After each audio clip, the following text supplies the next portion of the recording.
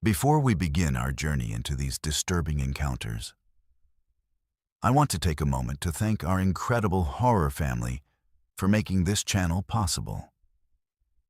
Your support, comments, and shared experiences continue to fuel our mission of bringing you the most chilling content on YouTube. If you're new here, welcome to Verified Fears, where we explore the darkest corners of human experience and the unexplained phenomena that haunt our world. The thing about driving alone at 3 a.m. is that your mind starts playing tricks on you. But what happened on Interstate 40 through New Mexico wasn't a trick. I wish it had been. I was driving from Phoenix to Denver, a route I'd taken dozens of times during college breaks, when I noticed something odd about the mile markers. At first, I thought I was just tired from the 10-hour drive, but the numbers weren't making sense. Instead of counting up as they should on an eastbound interstate, they were counting down. Mile 127, mile 126, mile 125. I figured maybe there was construction or some weird state numbering system I'd never noticed before. So I kept driving, my Honda's headlights cutting through the desert darkness. The radio had been playing classic rock for hours, but around mile 115, the signal started getting fuzzy. Static crept in between songs, and occasionally I'd catch fragments of what sounded like old-time radio shows. The kind my grandfather used to listen to with dramatic announcers and sound effects that seemed too crisp for the weak signal. The strange thing was, these weren't reruns. The news they were reporting was current, but delivered in that 1940s broadcasting style. Traffic accidents, missing persons, severe weather warnings, all happening right now, but narrated like Walter Cronkite was still alive. By mile 100, I was wide awake and completely focused on those countdown markers. Every single one was perfectly visible in my headlights, which was weird because usually you can barely see mile markers at night, unless you're specifically looking for them. These seemed to glow with their own pale light. The radio static was getting worse, but the vintage news broadcasts were getting clearer. A smooth-voiced announcer was describing a multi-car pileup on Interstate 40 in New Mexico, giving details so specific, the exact mile marker, the number of casualties, even the license plate numbers, that I started getting genuinely spooked. Around mile 85, I realized I hadn't seen another car in over an hour. Not one. On a major interstate that usually has at least some traffic, even in the middle of the night, the complete absence of other vehicles felt wrong. The road stretched endlessly ahead, perfectly straight across the desert. And behind me, my taillights reflected off nothing but empty asphalt. The radio announcer was now describing the victims of the accident in detail, their names, ages, where they were traveling from and to.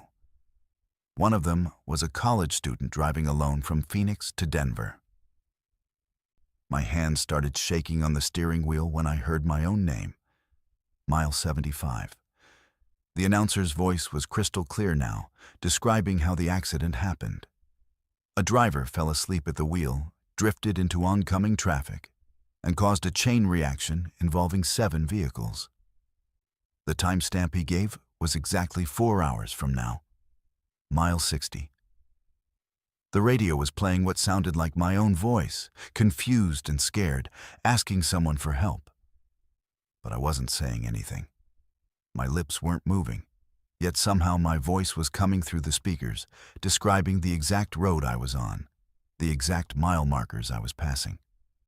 Mile 50. I tried changing the radio station, but every frequency played the same broadcast. I turned the radio off completely, but the voices continued, now seeming to come from inside the car itself. The announcer was interviewing other drivers involved in the accident, and I recognized every voice. My parents, my girlfriend, my roommate, people who weren't even supposed to be on this road, all describing their final moments before the crash. Mile 25. That's when I saw the other headlights. They appeared suddenly in my rearview mirror, maybe a quarter-mile back, moving fast. Way too fast for the safe following distance. As they got closer, I could see it was a semi-truck, its headlights blazing like two suns in my mirror. The radio announcer's voice was urgent now, describing how the truck driver had been awake for 22 straight hours, how he'd been popping caffeine pills and fighting micro-sleep episodes for the last 100 miles. Mile 15. The truck was gaining on me, and I pressed the accelerator harder than I ever had. My Honda's engine screamed as I pushed it past 90, then 95, then 100 mph. But the truck kept getting closer. In the radio, I could hear the truck driver's voice, slurred with exhaustion, talking to his dispatcher about making good time. About pushing through to Denver without stopping for his mandatory rest break. Mile 10. I could see the truck's grille in my rearview mirror now, chrome and steel reflecting my taillights. The radio was broadcasting live commentary of what was happening right now, describing my car's acceleration, the truck's pursuit, the inevitable collision that would occur at mile marker 1. Mile 5. That's when I understood. This wasn't a prediction or some supernatural warning. This was a countdown to something that had already happened, was happening, would always be happening on this stretch of road. The mile markers weren't marking distance. They were marking time remaining before the loop reset. Mile 3. I yanked the steering wheel hard to the right and shot off the interstate onto a dirt access road, my car fishtailing in the loose gravel. Behind me, the truck's horn blared as it thundered past on the interstate, its massive bulk shaking my car even from the shoulder. Mile 1. I sat there in the desert darkness, engine ticking as it cooled, watching the truck's taillights disappear around a curve. The radio had gone completely silent, not even static, just dead air. In the distance, I could see the glow of mile marker 1, but something was different about it. As I watched, the number flickered and changed to 127. I waited there until sunrise before getting back on the road, and I drove straight through to Denver without stopping. When I looked up the accident reports later, I found them. 7 vehicles, multiple fatalities, exact location at mile marker 1 on Interstate 40. But the accident had happened 3 years ago. Every year since, on the same night, at the same time. I take I-25 through Colorado now when I drive home. It's longer, but some roads aren't worth the time you save. And sometimes, late at night when I'm driving alone, I still hear that radio announcer's voice describing accidents that haven't happened yet. Reading names of people who don't know they're already dead. The thing about time is that it's not as linear as we think, especially on certain stretches of highway where tragedy has worn a groove deep enough for the universe to skip like a broken record. The mile markers are still counting down for someone else now. And that announcer is still broadcasting to an audience of 1, somewhere in the desert darkness between Phoenix and Denver. The Eisenhower Rest Area on I-70 in Kansas looks like every other highway rest stop in America, complete with vending machines and picnic tables. What makes it different is that some of the people sitting at those tables have been there for a very long time. My family was driving from Denver to Kansas City for my daughter's college orientation when we pulled in around 11 p.m. It had been a long day of driving, and my wife Sarah needed to stretch her legs, while our twins, both 16, complained about the lack of cell service. The rest area was well lit with those harsh fluorescent lights that make everything look sickly. And there were maybe a dozen cars scattered throughout the parking lot.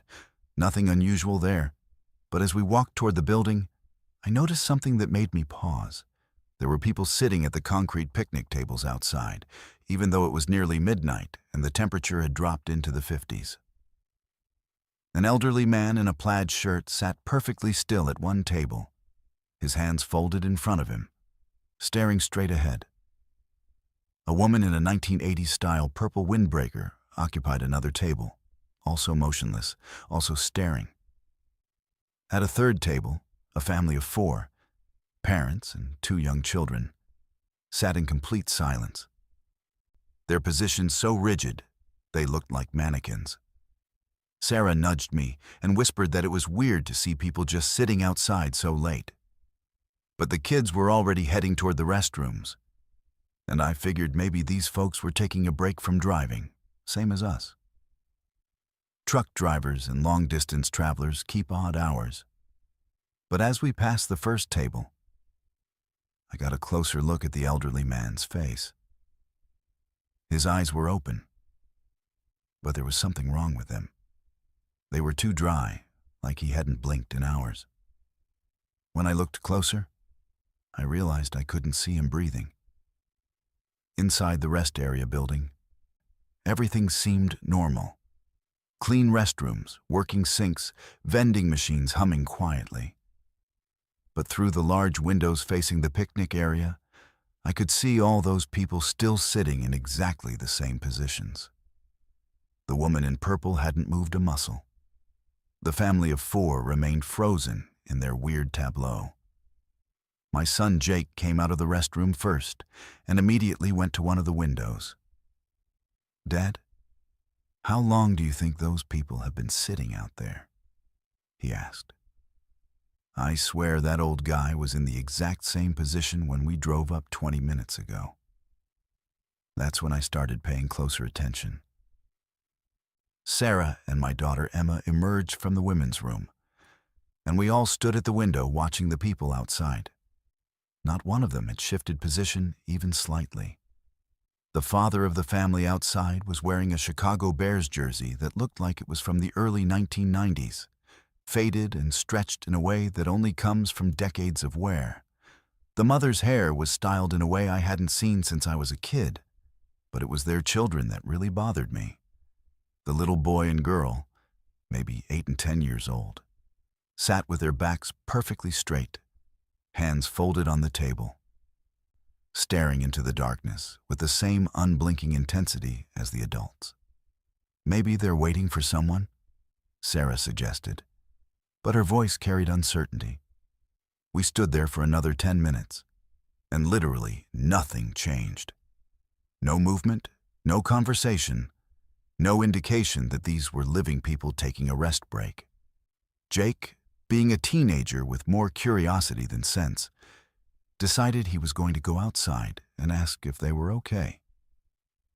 Before I could stop him, he pushed through the double doors and approached the elderly man's table. Through the window, we watched Jake speak to the man, but the man didn't respond. Jake waved his hand in front of the man's face, and still nothing. No acknowledgement, no reaction, not even a blink. That's when Jake started backing away from the table, and I could see the fear on his face, even from inside the building. He practically ran back to the doors, and when he came inside, he was pale and shaking. "Dad, something's really wrong with those people," he said, his voice barely above a whisper. I touched the old man's hand, and it was cold. Like, really cold. And his skin felt weird, kind of waxy. But the worst part was his eyes. When I looked close, I could see my reflection in them. But it was like looking into glass. There was nothing behind them. Emma wanted to see for herself, but I wasn't letting either of my kids go back outside. Instead, I walked over to the information board near the entrance to see if there were any notices about the rest area, any explanation for what we were seeing. What I found made my blood run cold. There was a memorial plaque I hadn't noticed when we first came in, mounted between the tourist brochures and highway maps. The plaque commemorated a family of 4, the Hendersons, who had died in a car accident at this exact rest area in 1994. Parents Michael and Janet, children Timothy and Lisa, According to the plaque, they had stopped here during a family vacation when a drunk driver plowed through the picnic area, killing all four instantly. Below their names were photographs, and I recognized them immediately. They were the family sitting outside at table 3. My hands were shaking as I read the other names on the memorial. Harold Gustafson, 1987. Dorothy Kellerman, 1991. Each name corresponded to someone we had seen outside, people who had died at this rest area over the past several decades.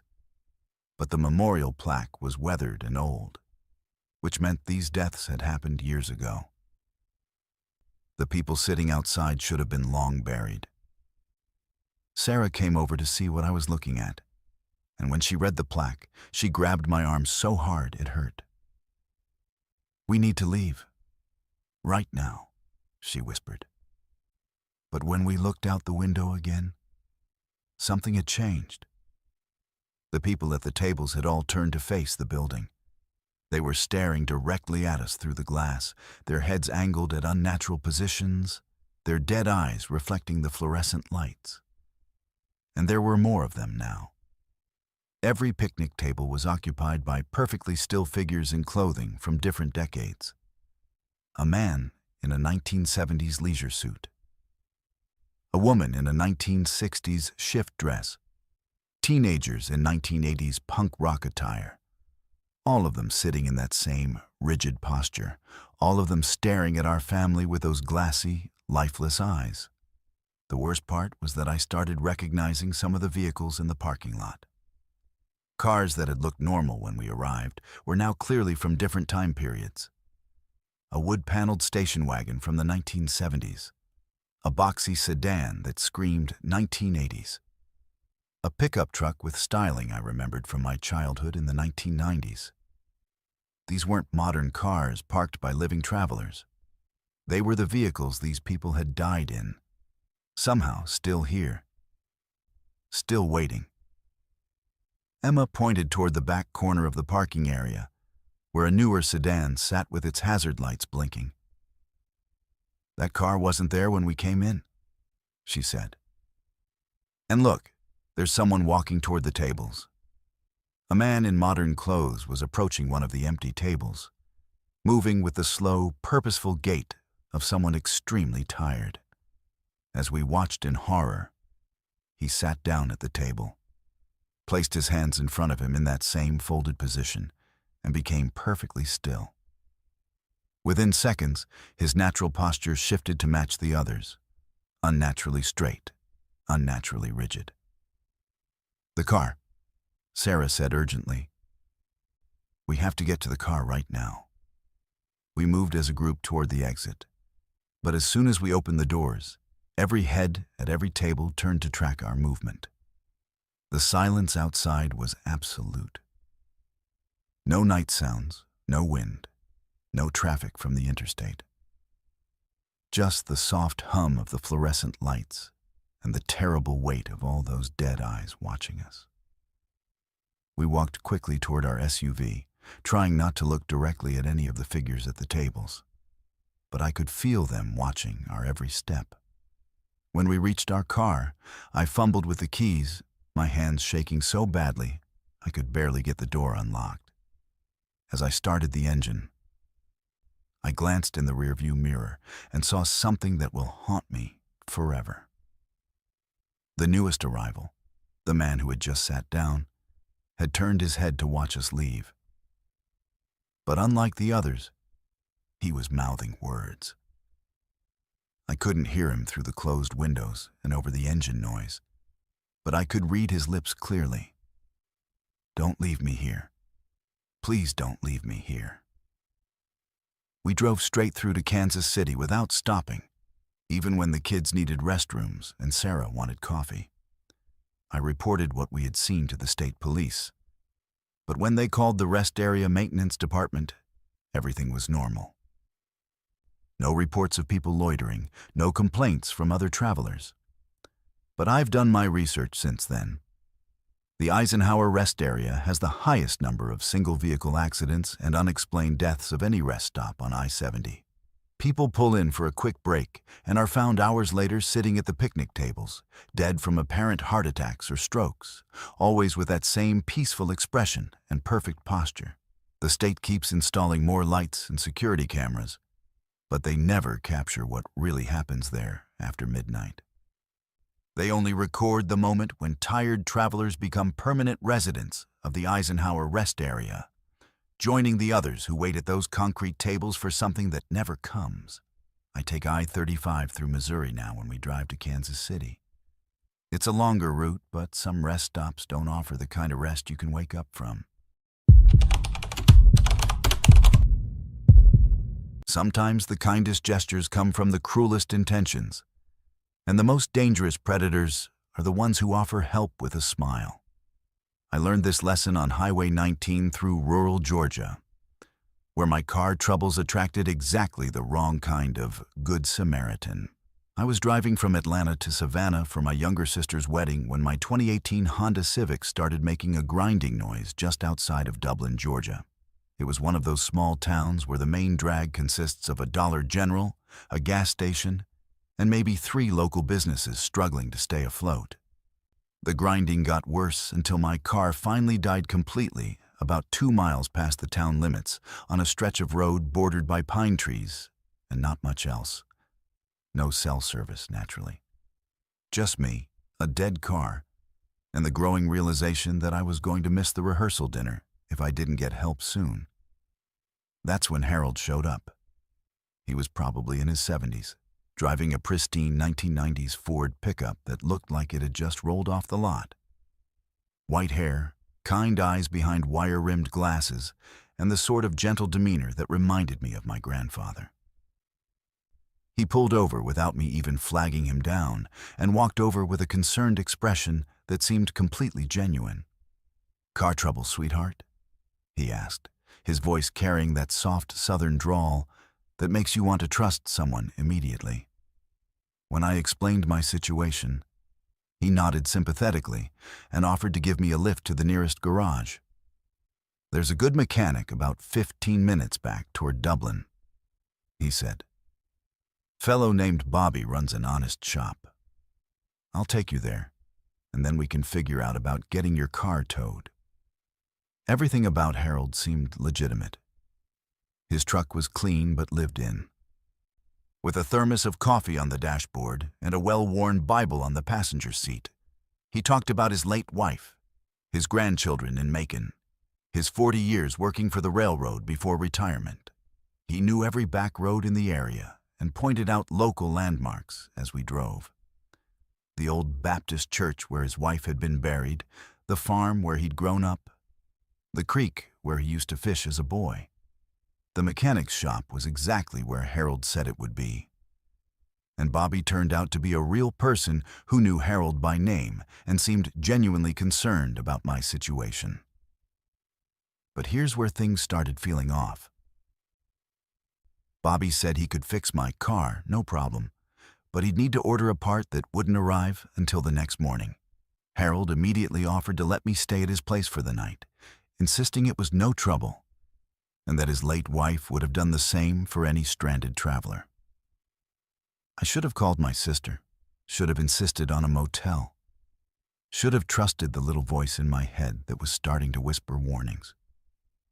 But Harold seemed so harmless, so genuinely helpful, and I was stressed about the wedding and grateful for his kindness. His house was a modest ranch-style home about 10 minutes outside of town, surrounded by pecan trees and a well-maintained garden that spoke to someone who took pride in his property. That evening, Harold cooked dinner and showed me photo albums of his family. Everything seemed normal, even pleasant, until I excused myself to use the bathroom and noticed something that made my skin crawl. In the hallway leading to the guest room were framed photographs of young women, all roughly my age, all smiling at the camera in what looked like candid shots. But these weren't family photos. These women were strangers, and judging by their clothing and hairstyles, the pictures had been taken over the span of several decades. When I returned to the living room, I tried to act normal while studying Harold more carefully. He was still the same kindly old man, still talking about his grandchildren and asking about my family. But now I noticed things I had missed before. His hands were unusually strong for someone his age, with calluses that suggested regular physical work. There were slight inconsistencies in his stories about his late wife. Her name changed from Margaret to Martha between conversations, and the year of her death shifted from 2015 to 2018. I excused myself early, claiming exhaustion from the day's stress, and locked myself in the guest room. That's when I found the journal hidden in the nightstand drawer. It was filled with entries written in Harold's careful handwriting, dating back over 20 years. The entries were disturbingly detailed accounts of young women he had helped over the years. Car troubles, flat tires, running out of gas. Harold had been strategically positioning himself to assist stranded female travelers for decades. The journal described how he would follow potential targets for days or even weeks, learning their routines and travel patterns. He would sabotage their vehicles in subtle ways, loosening battery connections, puncturing tires with slow leaks, adding substances to gas tanks that would cause engine failure at predictable intervals. Then he would appear at just the right moment, the helpful Good Samaritan ready to rescue them from their predicament. But the rescue was always temporary. The journal detailed what happened to these women after they accepted his help. And I realized, with growing horror, that I was following the exact same pattern as his previous victims. The mechanic in town was part of it, always finding reasons why repairs would take longer than expected, keeping victims dependent on Harold's generosity until it was too late to escape. The most recent entry was dated just 3 days ago and described a young woman named Jennifer who had been driving from Florida to North Carolina.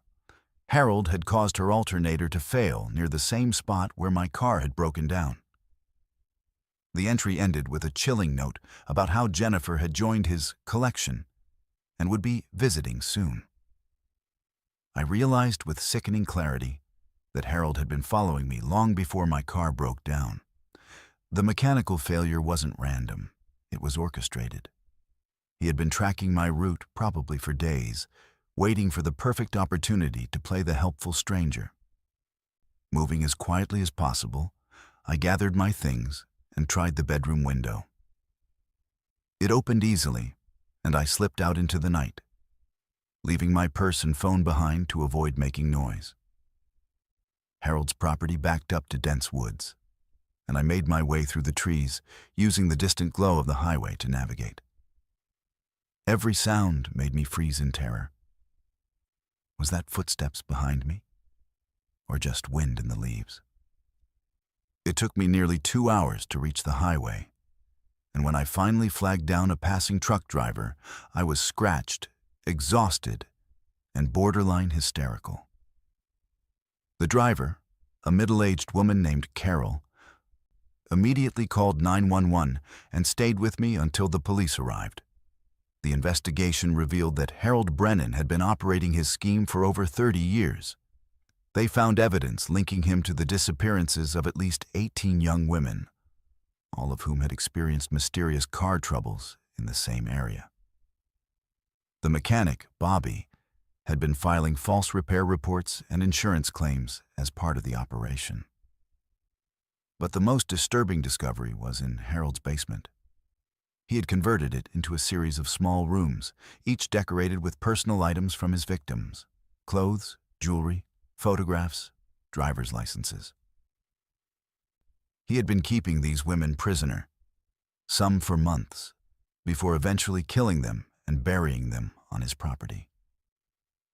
The authorities found my car exactly where I had left it. But when they had it towed to a legitimate garage, the mechanic discovered that someone had loosened the alternator belt and added sand to the oil. My breakdown had been completely deliberate. Harold was arrested and eventually convicted, but he never revealed the locations of all his victims' remains.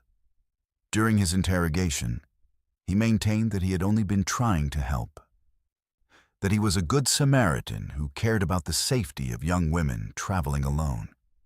He seemed genuinely confused by the accusations, as if his decades of predatory behavior were acts of Christian kindness. I testified at his trial, and the experience was almost as traumatic as the original encounter.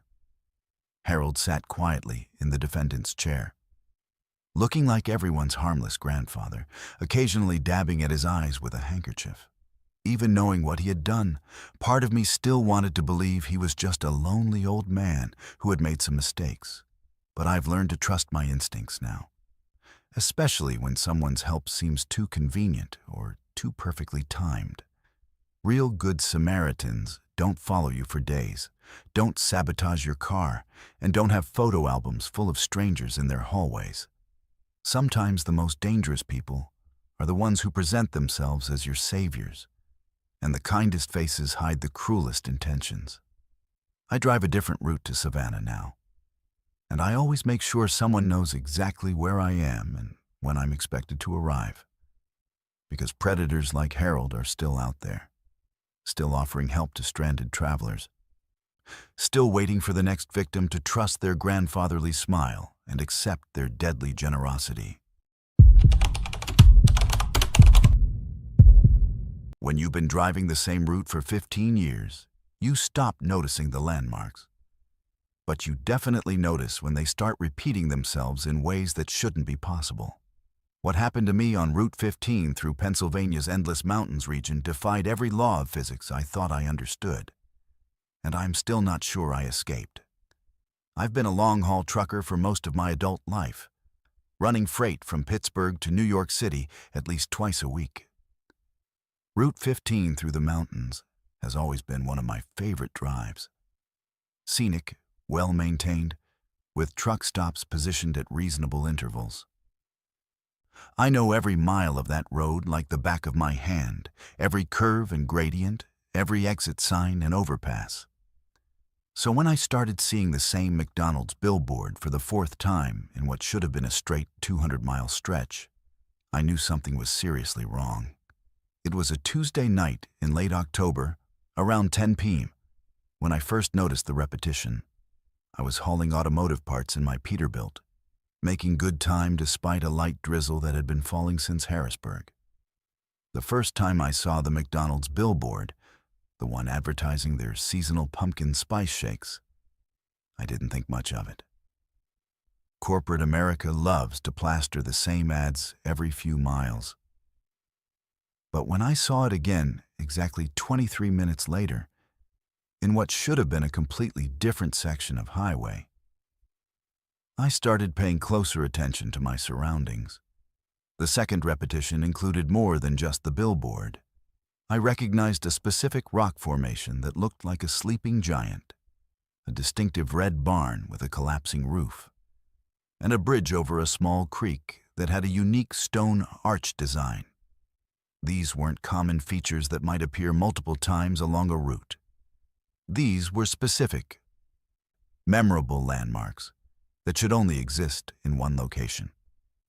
By the third repetition, I was checking my GPS constantly, but it insisted I was making normal progress northbound on Route 15. According to the satellite data, I had traveled over 150 miles since leaving Harrisburg, but I kept seeing the same sequence of landmarks in the exact same order.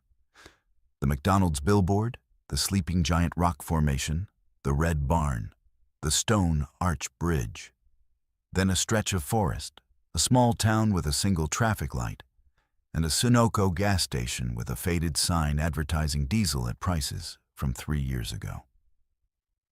What made it even more unsettling was the timing. Each complete loop, from the McDonald's billboard back to the McDonald's billboard, took exactly 23 minutes at my current speed of 65 mph. That should have covered about 25 miles of highway, but I was somehow covering the same 25 miles over and over again without ever turning around or changing direction. The fourth time I saw that McDonald's billboard, I decided to stop at the Sunoco station to figure out what was happening. Maybe I was more tired than I realized. Maybe the repetitive nature of night driving was playing tricks on my mind. But when I pulled into the gas station, everything felt wrong in ways I couldn't immediately identify.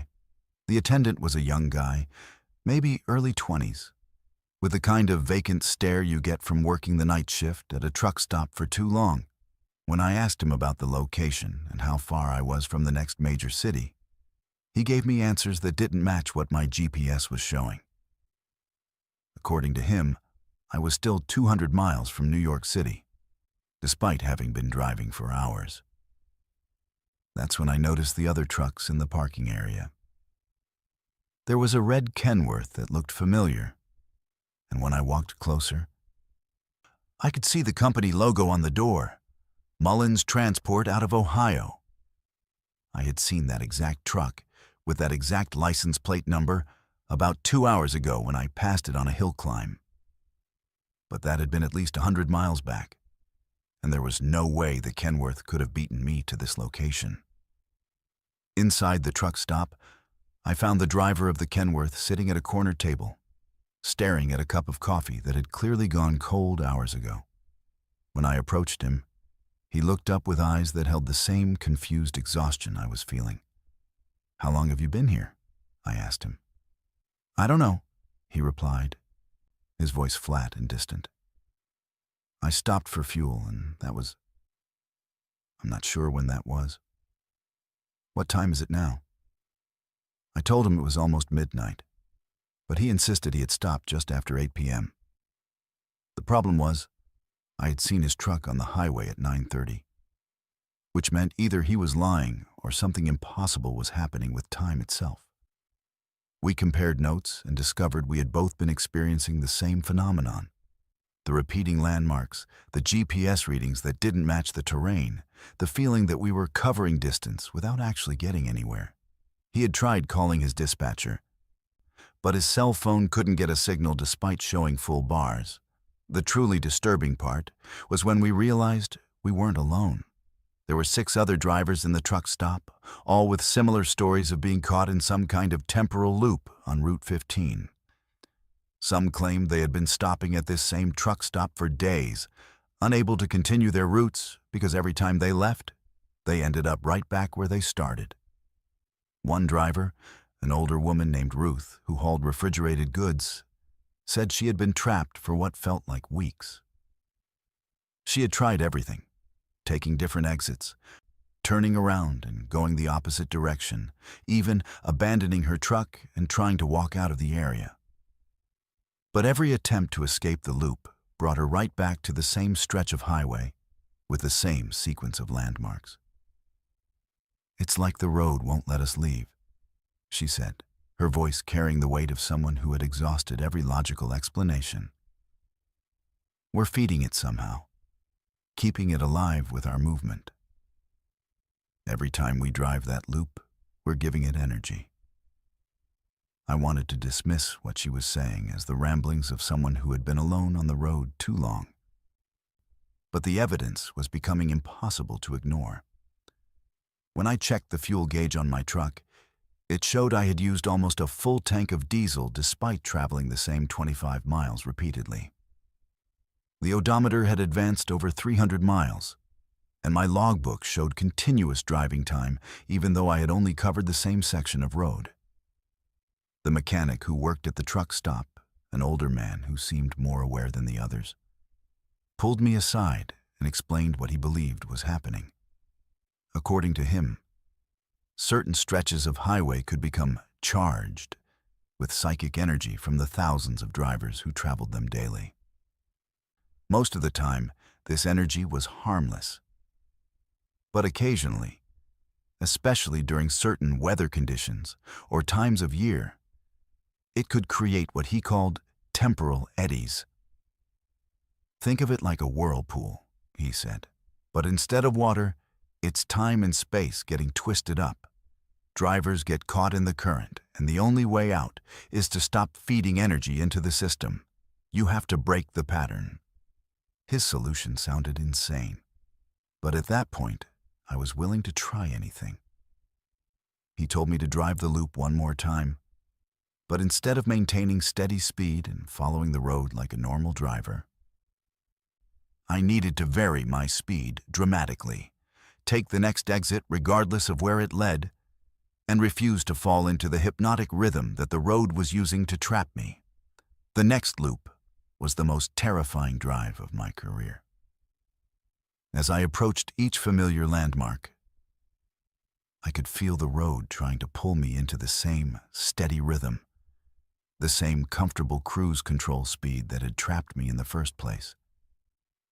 But I fought it, speeding up and slowing down randomly, taking my foot off the accelerator at unexpected moments, even pulling over and stopping for 30 seconds at arbitrary locations. When I reached the McDonald's billboard for what I hoped would be the last time, I took the next exit without even looking at the sign. It led to a small rural road that I had never seen before, winding through farmland and forest until it eventually connected with Interstate 80. My GPS suddenly started working normally again, showing my actual location and providing realistic directions to my destination. I completed my delivery to New York City 12 hours behind schedule, but I was so grateful to have escaped that I didn't care about the late penalty fees. When I reported what had happened to my dispatcher, he said 3 other drivers had called in with similar experiences on Route 15 over the past month. All of them had been trapped in the same loop, and all of them had eventually escaped by breaking the rhythmic pattern that the road seemed to require.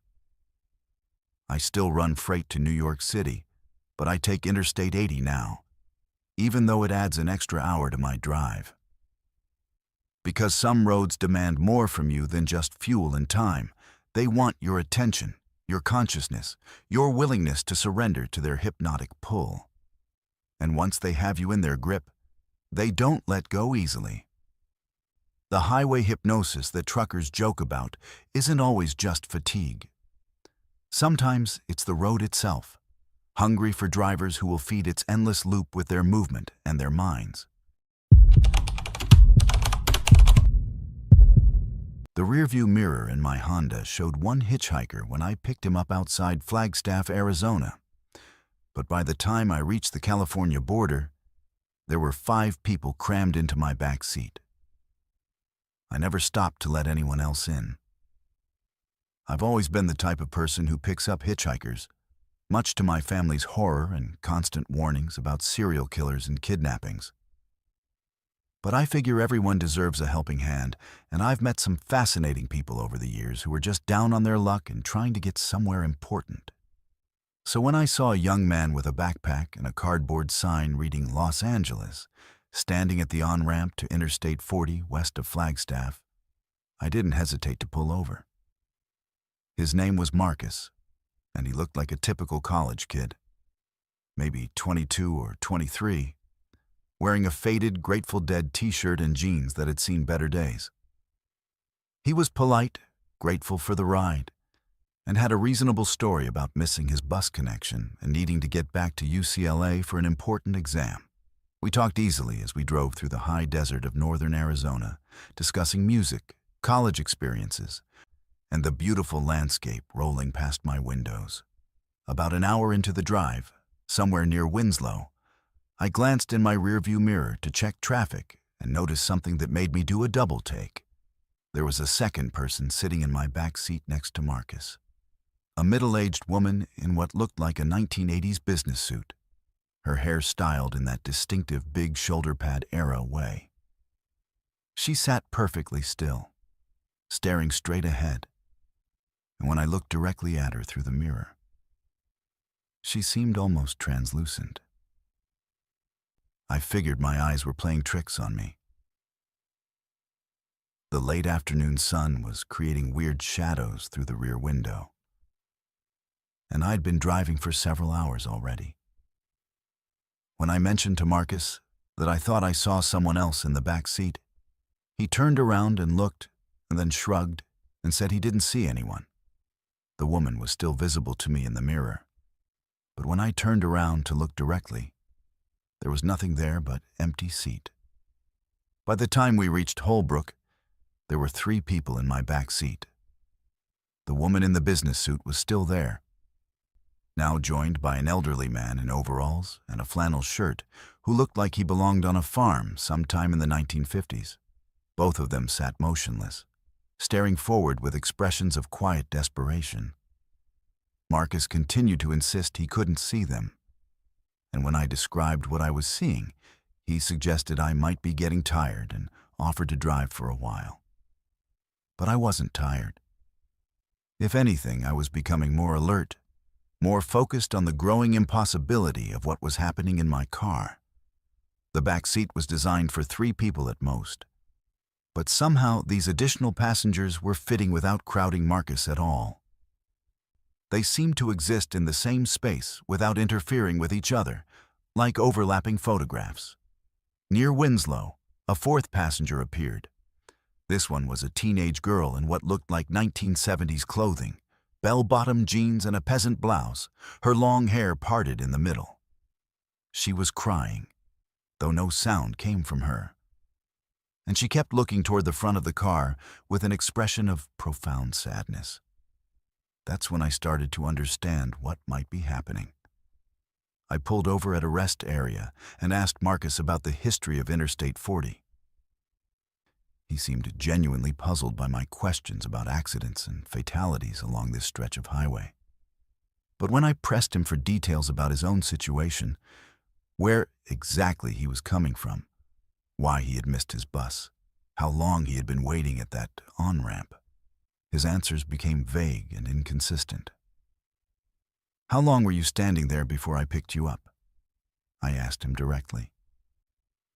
"Not long," he replied, but his voice had a distant quality, as if he was remembering something from a long time ago. "I've been trying to get home for, well, it feels like forever." That's when I realized Marcus might not be any more alive than the other passengers I was seeing in my rearview mirror. I got back on the highway with a growing sense of dread, checking my mirror constantly as more passengers continued to appear. By Flagstaff, which we should have already passed, there were 5 people in my back seat, all from different time periods, all staring forward with that same expression of desperate hope. The elderly man in overalls was the first to speak, though his voice seemed to come from very far away. "I've been waiting so long for someone to see me," he said, his words barely audible over the road noise. "I just want to go home. I just want someone to take me home." The woman in the business suit turned to look at me in the mirror, and when she spoke, her voice was clearer. "I was driving to Los Angeles for a job interview in 1987, she said. "My car broke down right here, and I started walking. I remember being so cold, and then nothing. Just waiting by the road, hoping someone would stop." One by one, they told me their stories. The teenage girl had been hitchhiking to San Francisco in 1974 when she accepted a ride from the wrong person. The elderly man had suffered a heart attack while changing a flat tire in 1963. Each of them had died along this stretch of Interstate 40. And somehow, they had all been drawn to my car because I was one of the few drivers who could actually see them. Marcus was the most recent addition to this group of lost souls. He had been hitchhiking toward Los Angeles just 2 weeks ago when he was struck by a drunk driver who didn't stop. He had been standing at that on-ramp ever since, hoping someone would pick him up and take him home. "But you did see me," he said, turning in the passenger seat to look at me directly. "You stopped for me. That has to mean something." The strangest part was that despite the supernatural nature of what was happening, I felt compelled to help them. These weren't malevolent spirits trying to harm me. They were lost people who had died tragically and were stuck in a kind of limbo, relying on the kindness of strangers to find their way to whatever came next. As we approached the California border, something began to change. The passengers in my back seat started becoming more solid, more present. I could hear them breathing, could see them more clearly without relying on the rear-view mirror. They began talking to each other, sharing stories about their lives and their deaths, finding comfort in the fact that they weren't alone in their strange situation. When we reached Barstow, the elderly man suddenly smiled, the first time I had seen any emotion other than sadness on his face. "I can see the light," he said softly. "There's a light ahead." And then he was gone, simply fading away like mist in sunlight. One by one, as we continued toward Los Angeles, the other passengers found their peace and disappeared. The teenage girl vanished near Victorville with a whispered, "Thank you." The businesswoman faded away as we approached the San Bernardino Mountains, finally able to let go of her desperate need to reach that long-ago job interview. Marcus lasted the longest, staying with me until we reached the outskirts of Los Angeles. As we drove through the pre-dawn darkness, he told me about his family, his dreams, his regrets about the choices that had led him to that fatal hitchhiking trip. "I don't think I'm supposed to go back to UCLA," he said as we approached downtown. "I think I'm supposed to go somewhere else now." When the sun came up over the City of Angels, casting the first golden light through my windshield, Marcus looked at me one final time. "Thank you for seeing me," he said. "Thank you for not being afraid."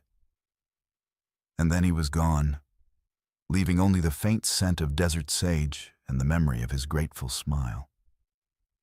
I drove the rest of the way into Los Angeles alone, but I didn't feel alone. I felt like I had been part of something important, something that had helped 5 lost souls find their way home. The experience changed how I think about the road, about the people we meet along the way, and about the thin line between the living and the dead. I still pick up hitchhikers, but now I pay closer attention to who gets in my car and whether they cast shadows in the sunlight. Because sometimes the people who need rides aren't trying to get somewhere in this world. They're trying to get somewhere else entirely. And they need someone who can see them to help them make that final journey. The desert highways of the Southwest are full of lost souls. And sometimes, if you're paying attention and your heart is open, you might be the one chosen to help them find their way home. The Conoco station on Route 321 in rural North Carolina sits at the intersection of nowhere and forgotten, where fresh flowers appear around the gas pumps every morning, despite no florist for 50 miles. What I discovered about those flowers during my 3 a.m. fuel stop changed everything I thought I knew about grief, death, and the places where tragedy leaves permanent scars. I was driving from Asheville to Charlotte after visiting my sick grandmother in the mountains when I had to stop for gas around 3 a.m. Route 321 winds through some of the most isolated parts of western North Carolina, where cell phone towers are scarce and towns are separated by miles of dense forest. The Conoco station appeared like an oasis in the darkness, its bright, fluorescent lights cutting through the fog that had been following me down from the mountains. The first thing I noticed as I pulled up to the pumps were the flowers. Not just a few scattered bouquets, but dozens of fresh arrangements placed carefully around each gas pump island. Roses, lilies, carnations, baby's breath, all arranged in the kind of elaborate displays you'd see at a funeral home. Some had small cards attached, others had photographs tucked between the stems, and a few had what looked like personal items scattered nearby. A child's toy car, a woman's scarf, a man's wallet.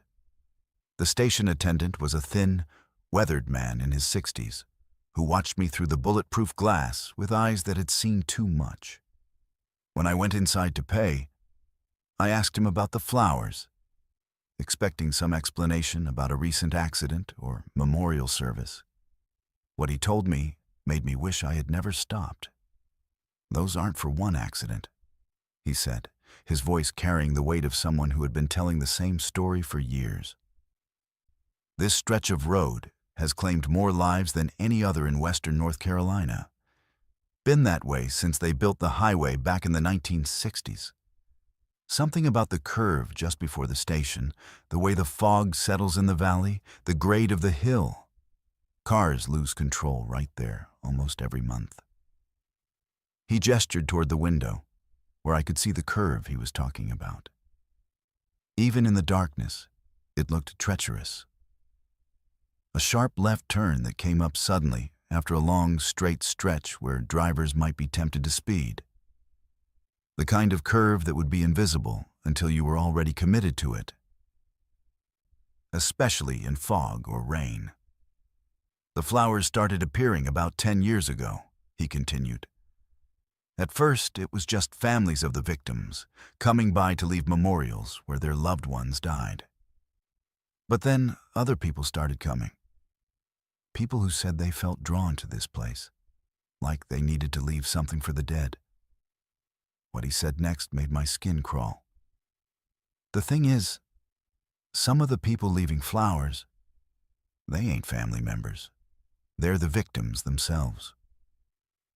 I must have looked skeptical because he immediately pulled out a thick photo album from behind the counter. I started documenting this after I realized what was happening, he said, flipping through pages of photographs taken at the gas station over the years. Look at these pictures and tell me if you see anything unusual. The first few pages showed normal-looking people placing flowers around the gas pumps. Grief-stricken families, young people who might have been friends of victims, elderly couples who could have been grandparents. But as I continued looking through the album, I started noticing something disturbing. Some of the same faces appeared in multiple photographs taken years apart, but they never aged. A young woman in a red dress appeared in photos from 2018, 2019, 2020, and 2021, always placing the same arrangement of white roses at pump number 3. A teenage boy in a Letterman jacket showed up in pictures spanning 5 years, always carrying a single yellow carnation to the same spot near the air pump. They come every year on the anniversary of their death, the attendant explained. Same clothes, same flowers, same routine. They place their memorial, stand there for exactly 13 minutes, and then they fade away like morning mist. I thought he was playing some kind of elaborate prank until he showed me the security camera footage. On a small black and white monitor behind the counter, he played recordings from different nights over the past several years. The timestamp showed 3:17 a.m. on each recording, and in every case, I watched the same impossible scene unfold. A figure would approach one of the gas pumps, clearly visible on camera, and place flowers in a specific location. But when the attendant would check the pumps the next morning, the flowers would be fresh and real, despite the fact that the person who placed them had been dead for years. The security cameras captured them, but they cast no shadows, and their feet never quite seemed to touch the ground. Why 3:17 a.m.? I asked, though I was already dreading the answer. That's when most of the accidents happen, he said. Something about that exact time, when the fog is thickest and visibility is worst. The victims know when they're going to die, and they come back to mark the spot, to make sure they're not forgotten. As if on cue, the lights in the station flickered, and I heard the soft sound of footsteps outside. Through the window, I could see a figure approaching pump number 2. A middle-aged man in a business suit, carrying an elaborate arrangement of red roses. The attendant barely looked up from his magazine. "That's Robert Hutchins," he said matter-of-factly. "Died here March 15th, 2019. Lost control in the fog, hit the guardrail, and flipped his car 3 times. Comes back every year right on schedule." I watched in fascination and horror as the man carefully placed the roses around the base of the gas pump, arranged them with obvious care, and then stood perfectly still for exactly 13 minutes. His lips were moving, as if he was speaking. But no sound reached us inside the station. When the 13 minutes were up, he began to fade, becoming more and more translucent until he disappeared entirely. "The flowers will still be there in the morning," the attendant said. "Fresh as if they were just delivered from a florist, even though the nearest flower shop is 60 miles away in Hickory." I should have left immediately. Should have gotten back in my car and driven straight to Charlotte without looking back. But something compelled me to stay. To understand what was happening at this impossible place where the dead returned to mourn themselves. The attendant, whose name was Earl, seemed grateful for the company and continued sharing stories about his supernatural customers. "The worst part isn't the ghosts," he said, pouring himself a cup of coffee that had probably been sitting on the warmer for hours. "The worst part is the living people who stop here and get influenced by what they see. Some folks become obsessed with the accidents, with the victims. They start researching the crashes, tracking down details about the people who died, even showing up at funerals of people they never met." He showed me another section of his photo album, this one containing pictures of living people who had become regular visitors to the station. Unlike the ghostly victims who appeared once a year, these people came frequently, sometimes weekly, always carrying flowers and wearing expressions of intense grief for strangers they had never known in life. "There's something about this place that amplifies sorrow," Earl explained. "It draws grief like a magnet, whether it belongs to you or not. People stop here for gas and leave carrying the emotional weight of every person who ever died on this stretch of road." As he spoke, I realized I was feeling it myself. A deep, inexplicable sadness that seemed to seep up from the asphalt beneath my feet.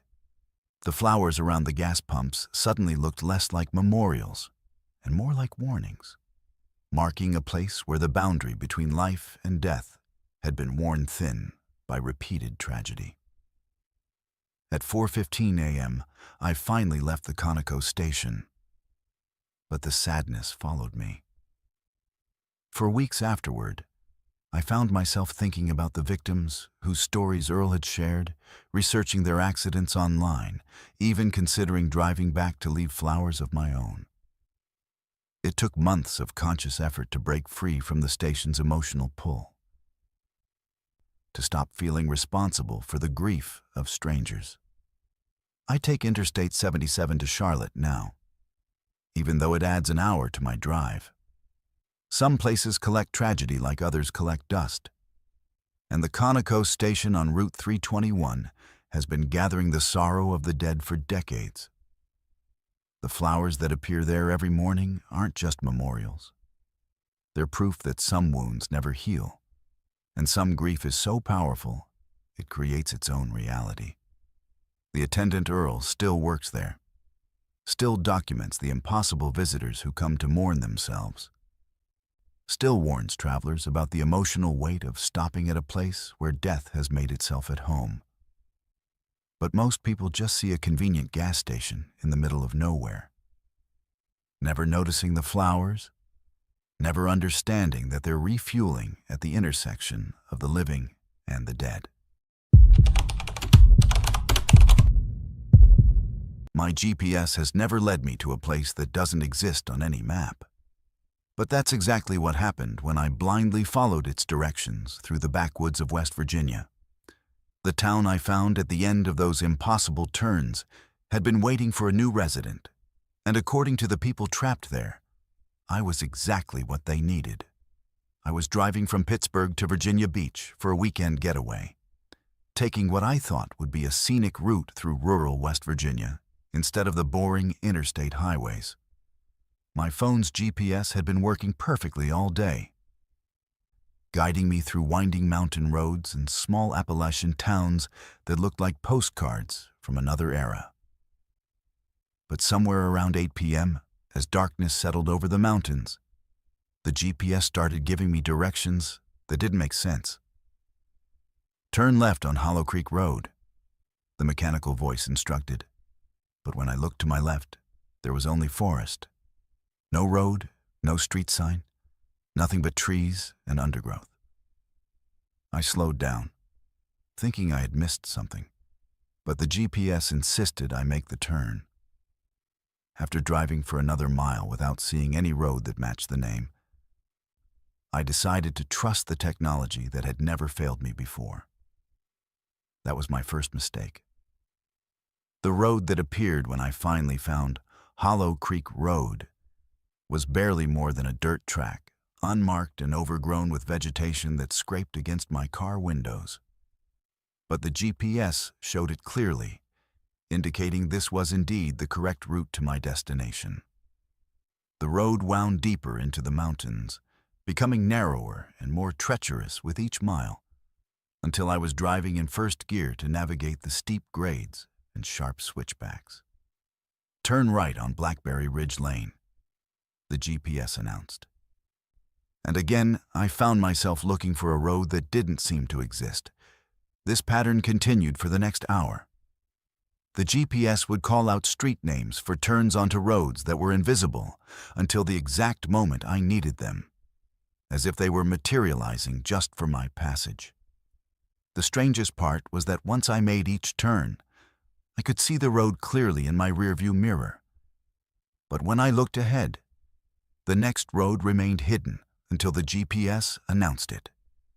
It was like driving through a maze that revealed itself one piece at a time.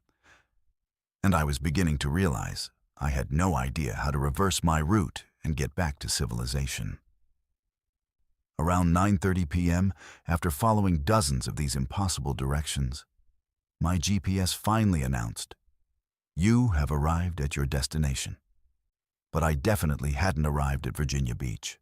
Instead, I found myself in what looked like a small town from the 1950s, complete with vintage storefronts, old-fashioned streetlights, and cars parked along Main Street that belonged in a museum.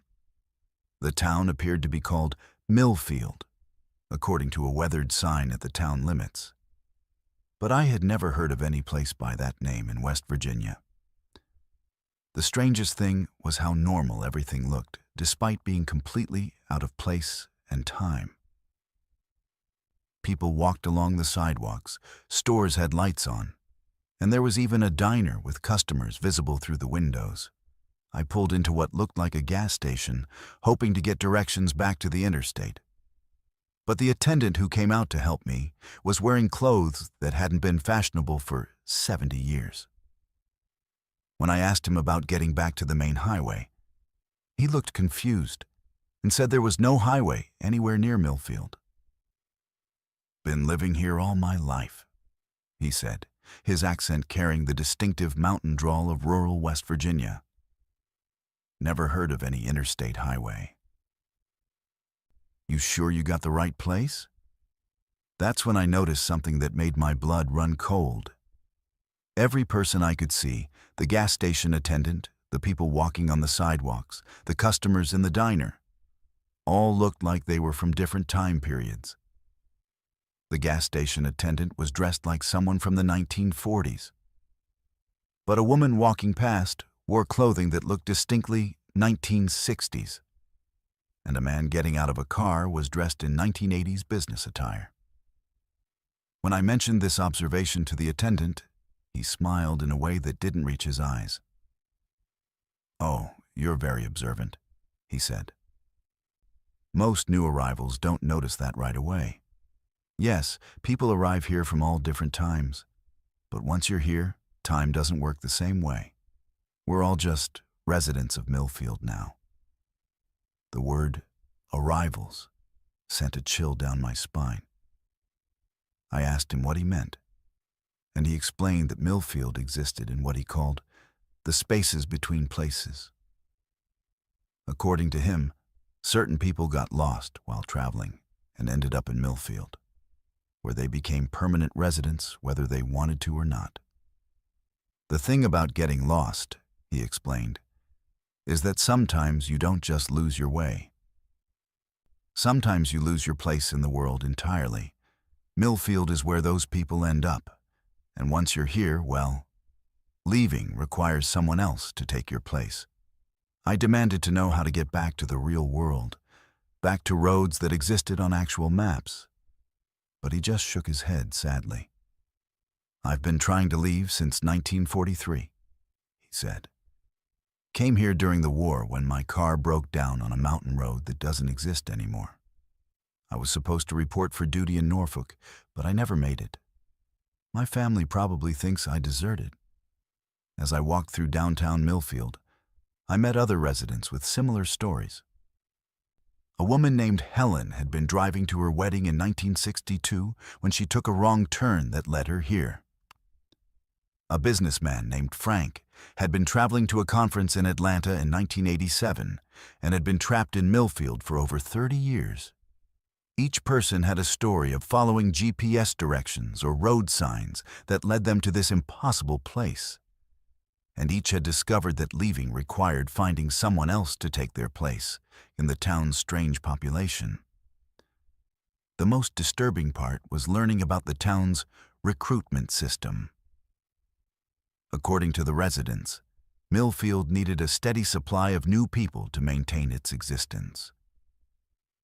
The town would reach out through various means, manipulating GPS systems, creating phantom road signs, even influencing people's decision-making to encourage them to take routes that would lead them to Millfield. "The town chooses who it wants," Helen explained as we sat in the 1950s-style diner, surrounded by people from different decades, all eating food that tasted exactly right for their respective time periods. "It looks for people who are already lost in some way, people who are between places in their lives. Travelers, people running from something, folks who are searching for something they can't name." I realized with growing horror that I fit that description perfectly. I had been feeling directionless lately, taking this solo trip to Virginia Beach because I needed to get away from a job I hated and a relationship that was falling apart. I was literally and figuratively lost when Millfield found me. The residents explained that the only way to leave was to convince someone else to take your place, to pass on the burden of being trapped in this temporal pocket. But the process was complicated and required the willing participation of the replacement. You couldn't just trick someone into staying. They had to choose to remain in Millfield, usually by becoming emotionally invested in the community or developing relationships with other residents. Some people, they told me, had been trying to leave for decades, but couldn't bring themselves to condemn someone else to their fate. Others had given up entirely and accepted Millfield as their new reality. A few had tried to escape by force, but the roads that led into town simply didn't exist when you tried to leave. The GPS would malfunction, signs would disappear, and you'd find yourself driving in circles until you returned to Main Street. I spent 3 days in Millfield, staying at a boarding house that looked like something from the 1940s, but had modern amenities that somehow worked despite the town's temporal confusion. During that time, I met dozens of residents, each with their own story of arriving in this place that existed between the cracks of reality. On my 4th morning, I woke up to find a new arrival. A young woman named Sarah, who had been driving from Ohio to North Carolina when her GPS led her to Millfield. She was confused, scared, and asking the same questions I had asked when I arrived. As I watched the other residents welcome her with the same mixture of sympathy and hope I had received, I understood the terrible choice I was facing. I could stay in Millfield forever, becoming another resident with a story about getting lost on a mountain road.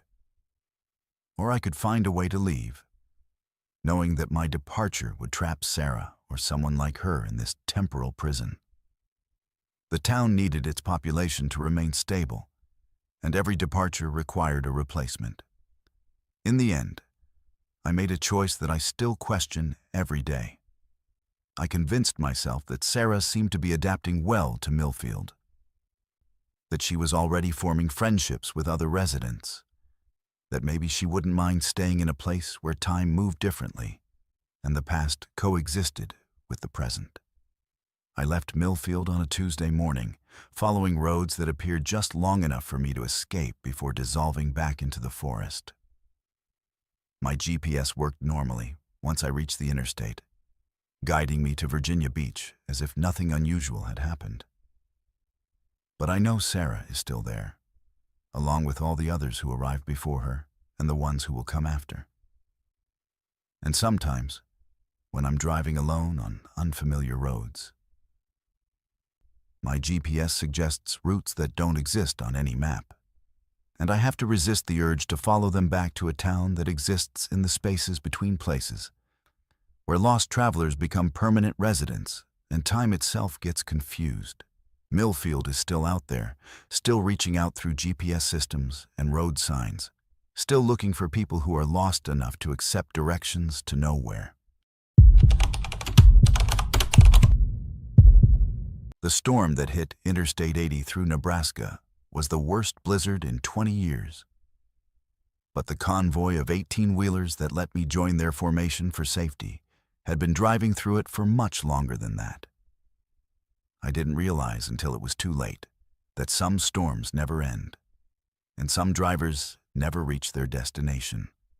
I had been pushing my luck trying to make it from Denver to Chicago in one shot when the Weather Service issued emergency warnings about the blizzard bearing down on the Great Plains. By the time I hit the Nebraska border, visibility was down to maybe 50 feet. And the wind was rocking my sedan so violently I could barely keep it between the lines. That's when I saw the convoy. 7 massive semi-trucks were moving in perfect formation through the whiteout, their running lights creating a constellation of red and amber in the swirling snow.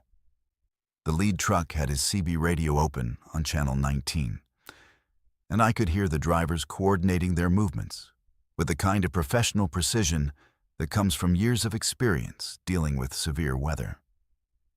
"Breaker 19, we've got a 4-wheeler looking to join up," came a voice through my radio when I keyed up to ask if I could follow them. "Roger that, little car. Fall in behind Roadkill Rick and stay tight. We're gonna punch through this storm together."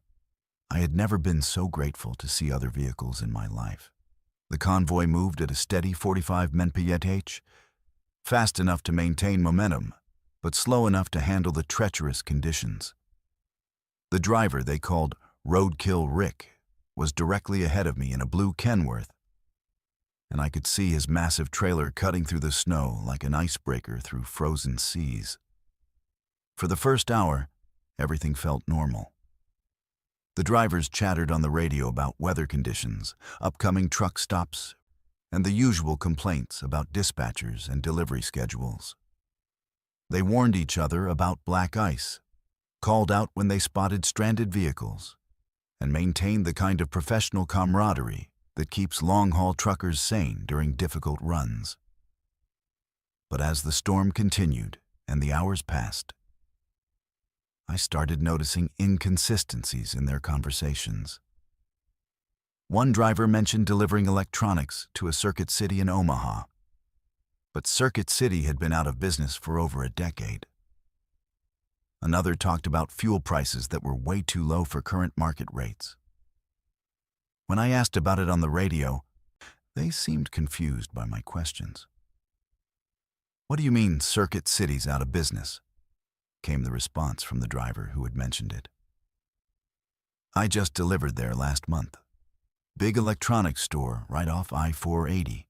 You sure you got the right place, little car?" That's when I started paying closer attention to the trucks themselves.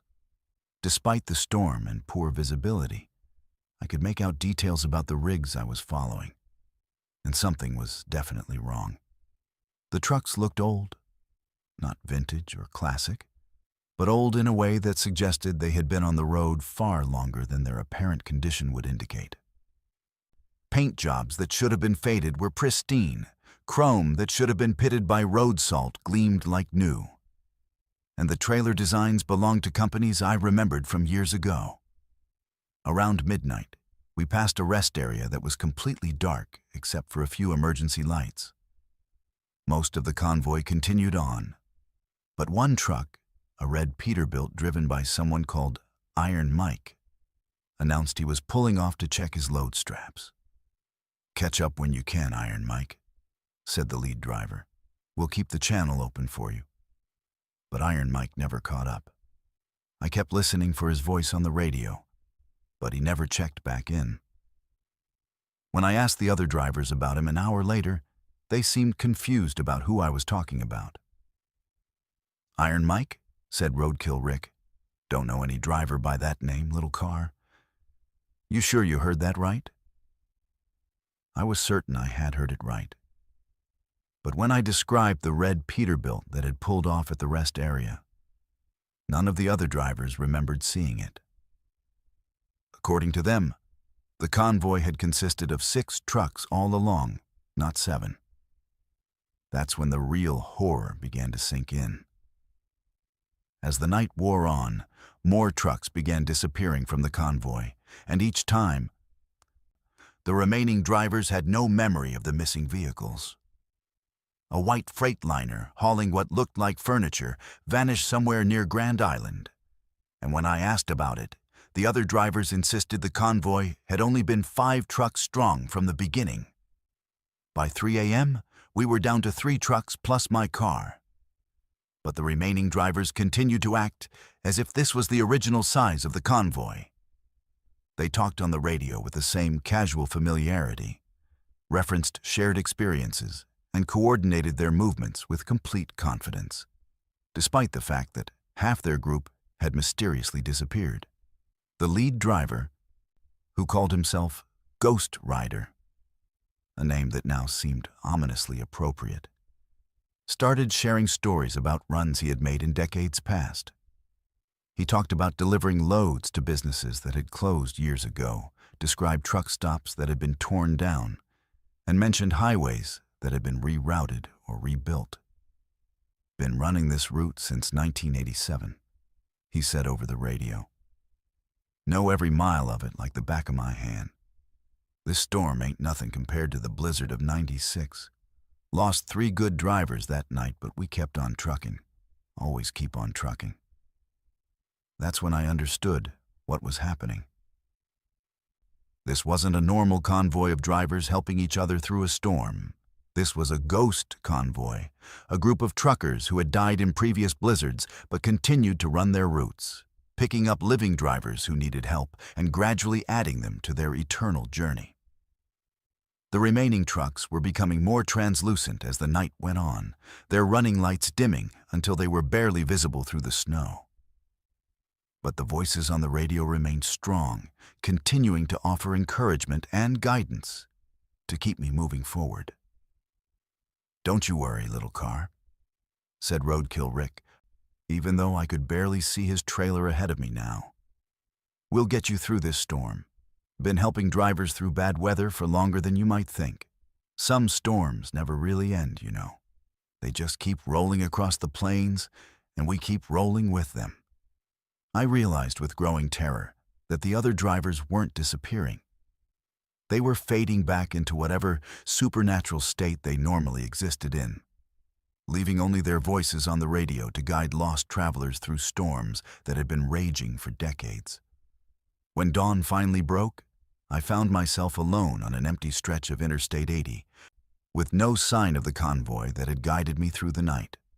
The storm had passed, the roads were clear, and my radio was silent except for the normal chatter of living truckers starting their day. But when I stopped at the next truck stop for fuel and coffee, I overheard a conversation between 2 drivers about the previous night's storm.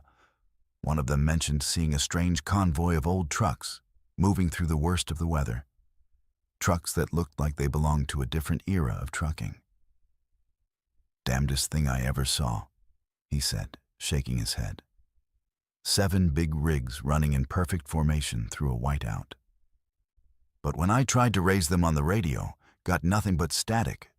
Looked like they had a car with them too, some little sedan trying to keep up. 7 trucks. The driver had seen the complete convoy, all the trucks that had disappeared during the night, plus my car following behind, which meant that from the outside, I had been part of a ghost convoy, visible to other drivers but unable to communicate with the living world. I finished my coffee in silence and got back on the road. But I couldn't stop thinking about what would have happened if I had stayed with the convoy until the end. Would I have faded away like the trucks, becoming another voice on the radio, helping lost drivers through eternal storms? Would I have joined Ghost Rider and Roadkill Rick in their endless journey across the Great Plains? I take southern routes through Texas now when I drive from Denver to Chicago. It's longer, and the weather can be just as unpredictable. But I've learned that some help comes with a price, and some storms never end. The Ghost Convoy is still out there, still helping drivers through Nebraska blizzards, still recruiting new members for their eternal run across highways that exist in the space between life and death. And sometimes, on clear winter nights when the wind howls across the plains, truck drivers report seeing running lights in their mirrors, a convoy that follows them for miles before vanishing into the darkness, leaving only the faint sound of voices on the radio, offering help to anyone brave enough to join their endless journey through storms that never break.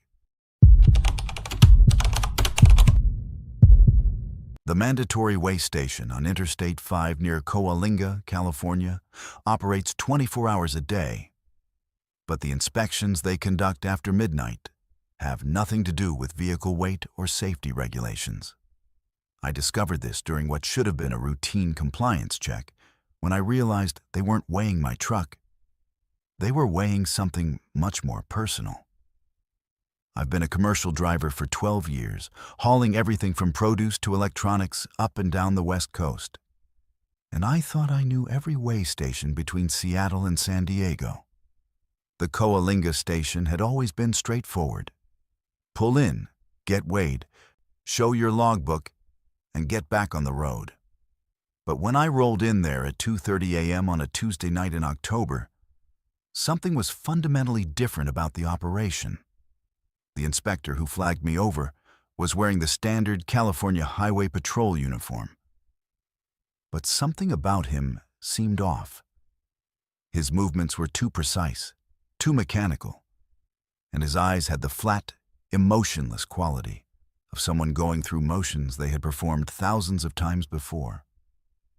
When he asked for my commercial license and logbook, his voice carried no inflection, no hint of the casual professionalism I was used to from DOT inspectors. "Step out of the vehicle and proceed to the inspection building," he said, pointing toward a concrete structure I had never noticed before despite passing through this weigh station dozens of times. Mandatory additional screening required. The building looked official enough. Government-issued furniture, fluorescent lighting, forms and clipboards stacked on metal desks. But there were details that didn't make sense. The posters on the walls advertised safety regulations that didn't exist. The computer terminals displayed information in formats I had never seen. And there was a strange humming sound coming from somewhere deeper in the building. Inside, I was directed to a window where a middle-aged woman in a DMV-style uniform asked me to complete a series of forms. But these weren't the usual commercial vehicle inspection documents. The questions were personal, invasive, and completely unrelated to trucking regulations. Describe the worst thing you've ever done to another person. List 3 secrets you've never told anyone. Rate your level of guilt about past actions on a scale of 1-10. When I asked what this had to do with a weigh station inspection, the woman looked at me with the same flat expression as the inspector outside. "All drivers are required to complete the psychological assessment before proceeding," she said. "Federal Regulation 49 CFR 382.407. Failure to comply results in immediate suspension of commercial driving privileges." I had never heard of that regulation, but the woman showed me an official-looking document that seemed to authorize the procedure. Figuring it was some new bureaucratic requirement I hadn't been informed about, I reluctantly filled out the forms, though I lied on most of the personal questions. Some things are nobody's business, especially not the government's. After completing the paperwork, I was directed to another room where a man in a white coat was waiting beside what looked like a modified truck scale. But instead of being designed to weigh vehicles, this scale had a platform just large enough for a person to stand on, surrounded by electronic equipment that hummed and buzzed with an intensity that made my teeth ache. "Step onto the platform," the man instructed, consulting a clipboard filled with my completed forms. "This is a standard guilt assessment procedure. The equipment measures psychological weight rather than physical mass." That should have been my cue to leave, to demand to speak to a supervisor, to call my dispatcher and report what was happening. But something about the building, about the people working there, made it difficult to think clearly or make decisions. It was like being in a dream where you know something is wrong, but can't quite focus enough to do anything about it. I stepped onto the platform, and immediately the equipment began registering readings on displays I couldn't understand. Numbers scrolled across screens, graphs fluctuated wildly, and the humming sound intensified until it felt like it was coming from inside my head. The man in the white coat made notes on his clipboard while studying my reactions with clinical detachment. "Interesting readings," he said after several minutes of this bizarre procedure. "Significant psychological weight detected. History of vehicular manslaughter, never reported to authorities. Guilt index measuring 7.4 on the Cramden scale. Recommended disposition, Category 3, remediation." My blood ran cold. He was referring to something that had happened 8 years ago, an accident I had never reported to anyone. I had been driving through a construction zone in Oregon when a homeless man had stumbled into the road. I hit him at 25 mph and he died on impact. But it had been dark, raining, and there were no witnesses.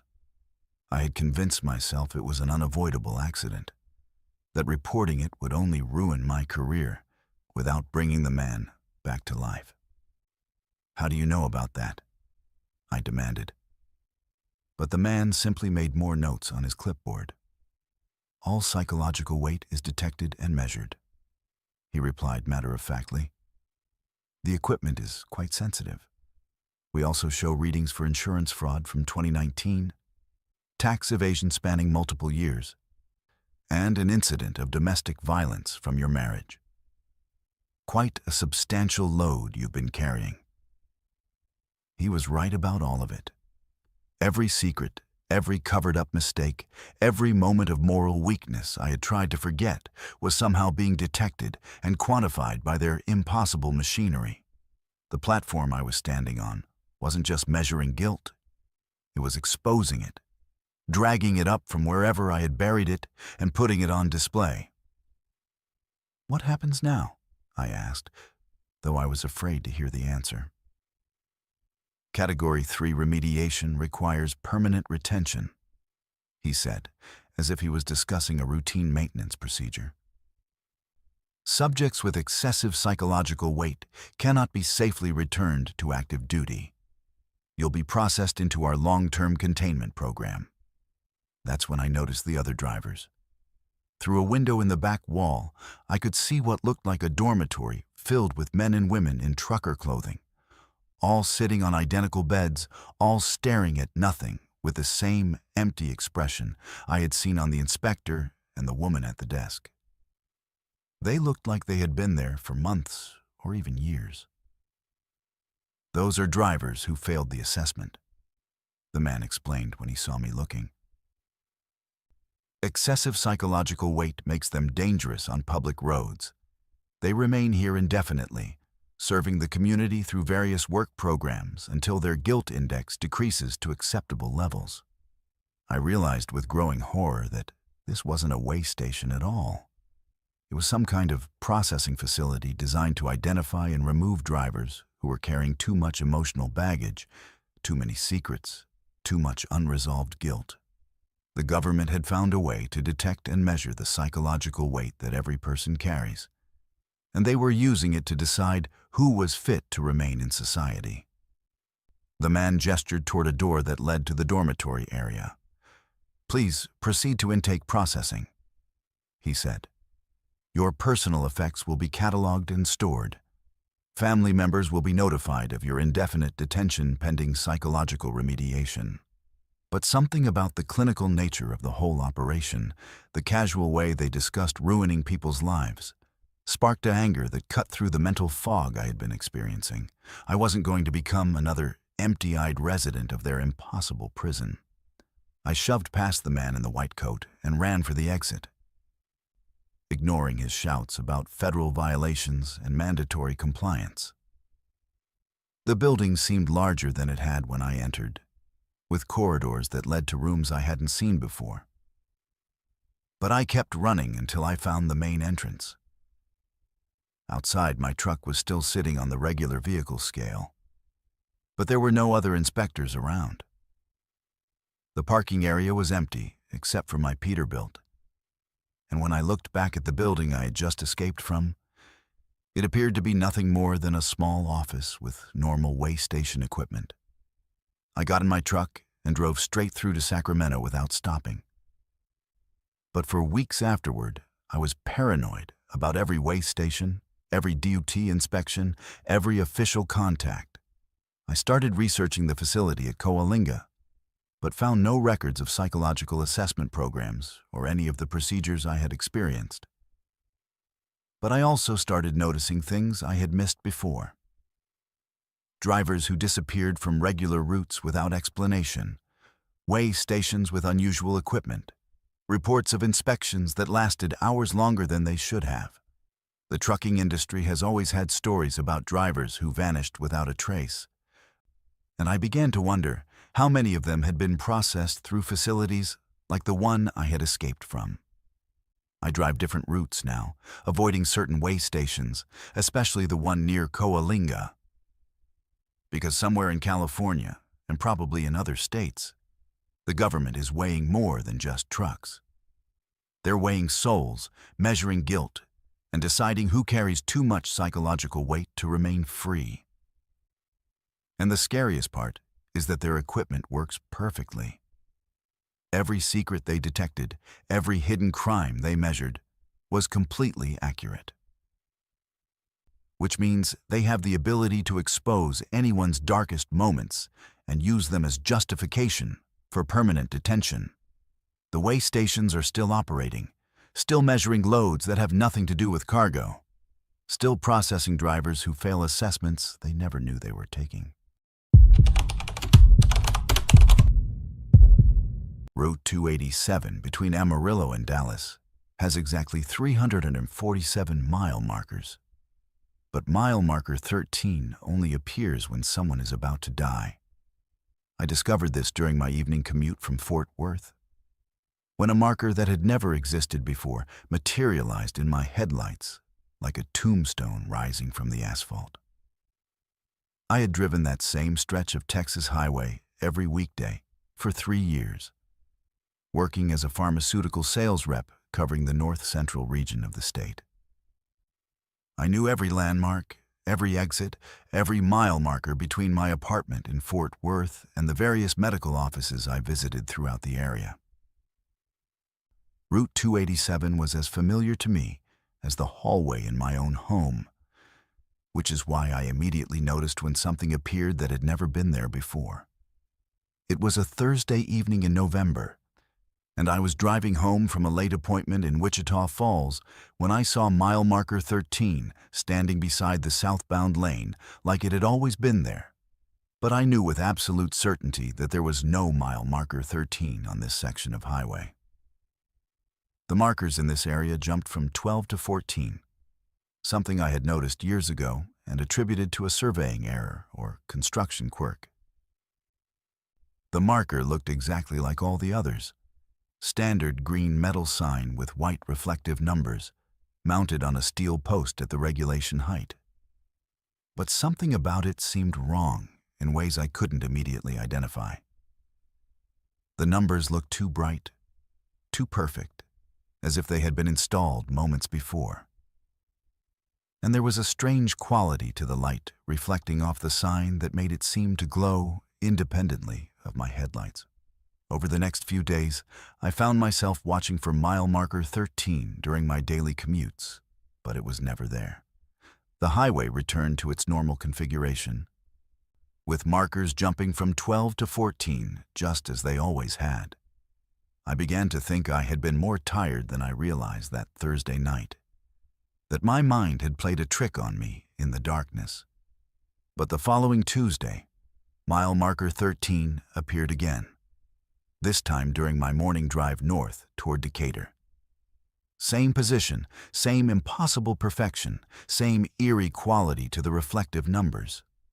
And this time, I pulled over to examine it more closely. Standing beside the marker, I could see that it was completely real. Solid metal and concrete, properly installed with regulation hardware. But when I looked at the ground around its base, there were no signs of recent construction, no disturbed soil, no evidence that anyone had been there to install it. The marker simply existed, as if it had materialized from nothing. That afternoon, I learned about the accident. A colleague mentioned that Dr. Richard Morrison, one of the physicians I regularly visited, had been killed in a single-car rollover on Route 287 that morning.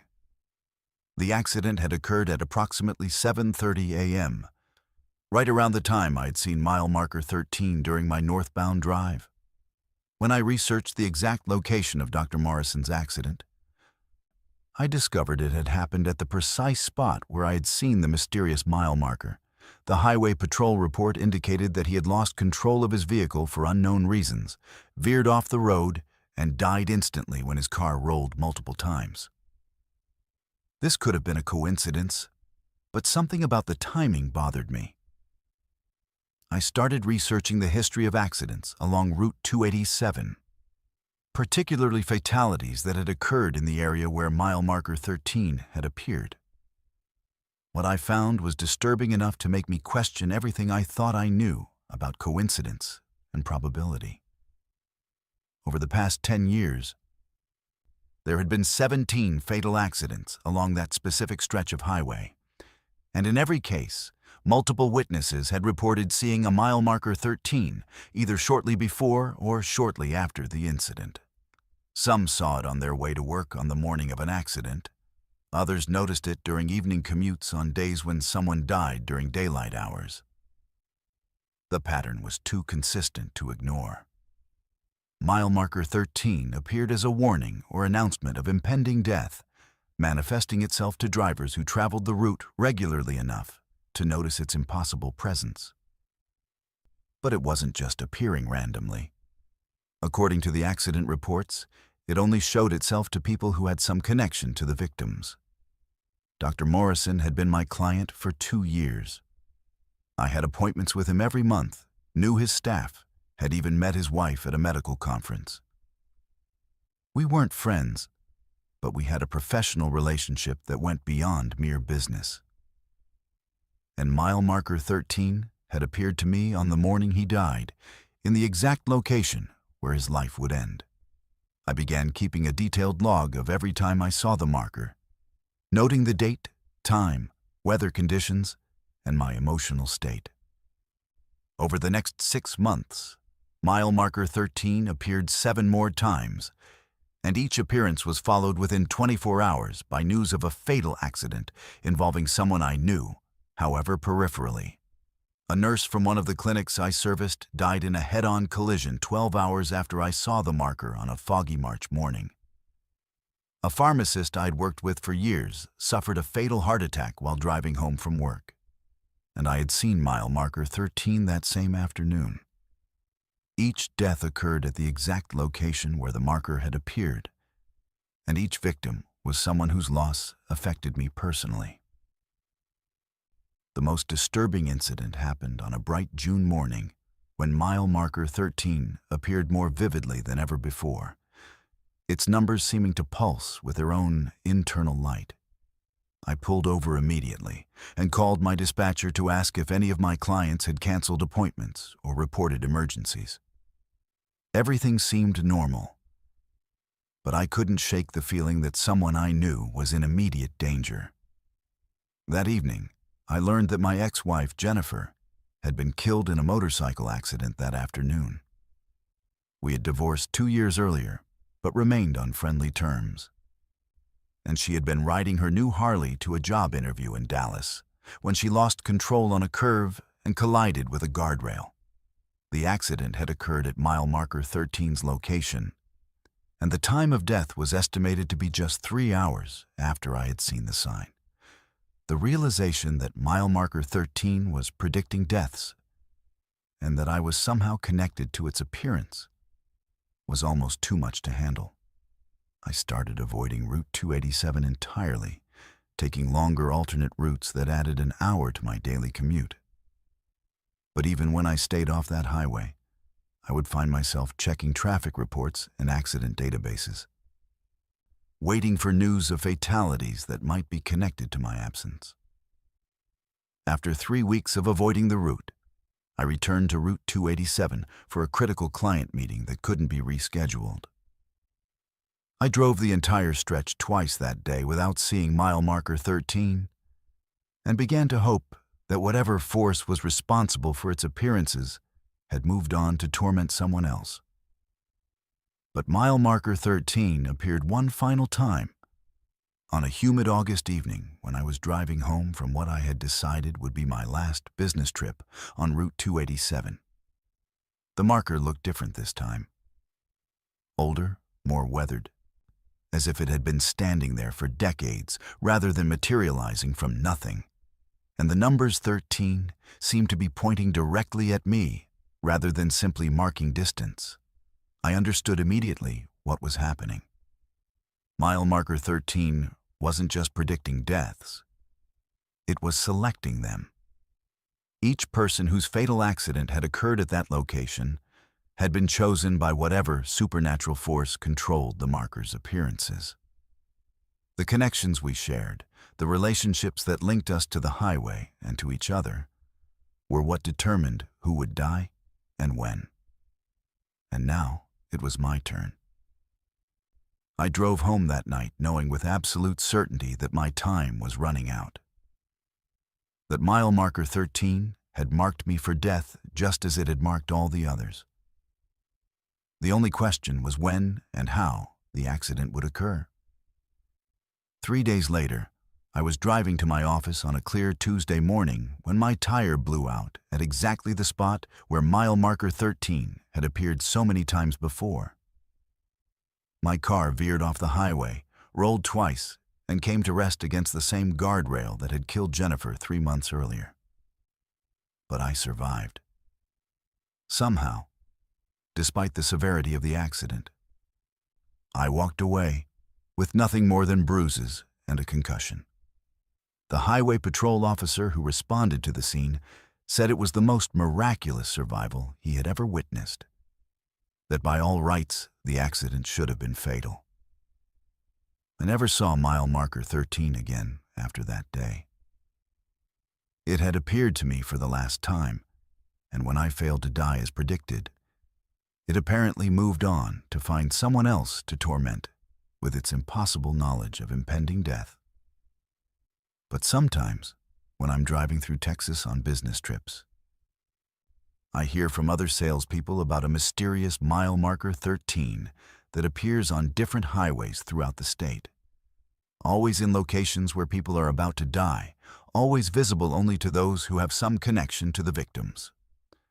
The marker is still out there, still selecting people for death, still appearing as both warning and prophecy to drivers who travel the same roads often enough to notice when something impossible becomes real. And somewhere in Texas, someone else is seeing mile marker 13 for the first time, not yet understanding that they're looking at their own obituary written in reflective numbers beside a lonely stretch of highway.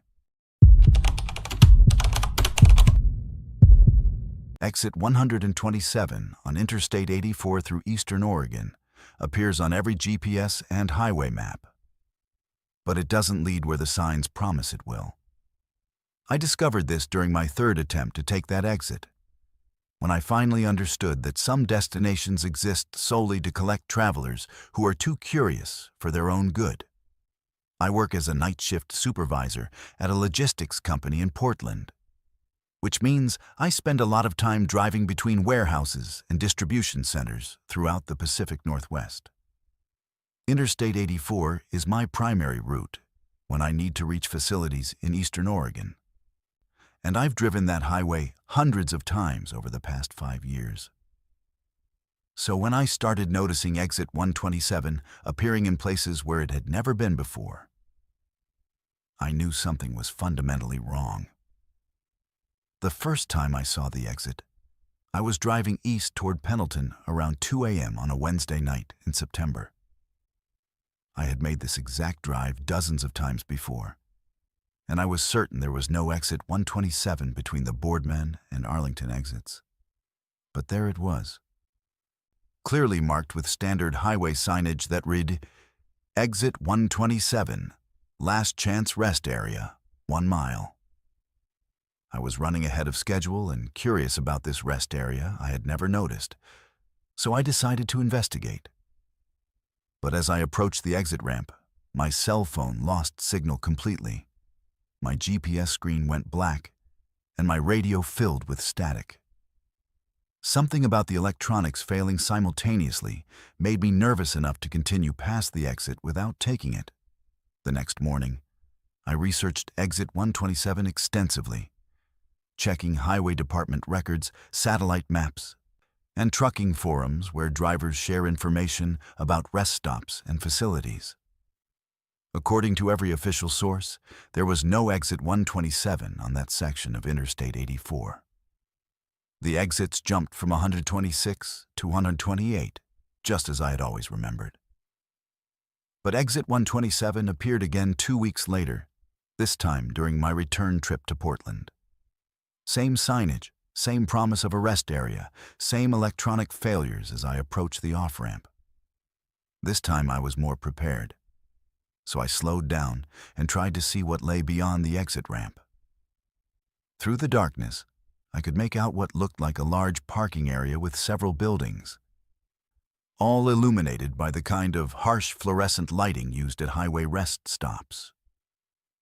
I decided to take the exit on my third encounter with it, which happened during a daylight drive in October.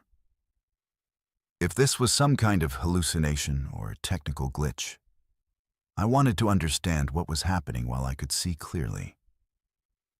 The exit ramp looked completely normal and well-maintained, leading to a sprawling rest area that was significantly larger than typical highway facilities. The parking lot contained dozens of vehicles, cars, trucks, RVs, motorcycles, all arranged in neat rows as if their owners had parked them with care and intention. But something was wrong with the scene. The vehicles represented different eras of automotive design, from 1960s muscle cars to modern electric vehicles, and many of them showed signs of having been parked for extended periods. Dust, bird droppings, flat tires, and other indicators of long-term abandonment were visible on vehicles throughout the lot. The rest area buildings were more elaborate than anything I had seen on other highways.